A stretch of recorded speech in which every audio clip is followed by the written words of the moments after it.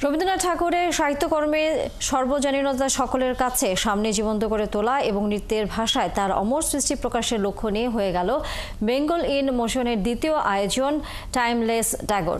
আন্তর্জাতিক নৃত্য দিবস উপলক্ষে MW বাংলাদেশ ম্যাগাজিন এবং স্কয়ার টয়লেট্রিজ লিমিটেডের ন্যাচারাল ওয়েলনেস ব্র্যান্ড মায়া যৌথভাবে অনুষ্ঠানটি আয়োজন করে। শুক্রবার আলোকি কনভেনশন সেন্টারে এই আয়োজনে শিল্পীদের পরিবেশনায় ছিল 4টি শাস্ত্রীয় নৃত্যরূপ, ভারতনাট্যম, কত্থক, মণিপুরী ও ওডিসি।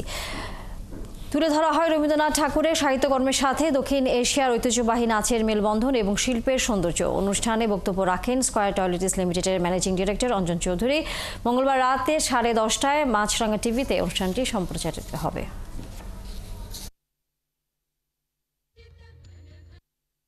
যে আমাদের এই কালচারটা এত সুন্দর একটা কালচার, যে এইটাকে যদি আমরা নার্চার না করি তাহলে কে করবে? সেই চিন্তা থেকে মায়া, ওই যে বললাম না যে all natural, everything is all natural, আদি অর্গানিক।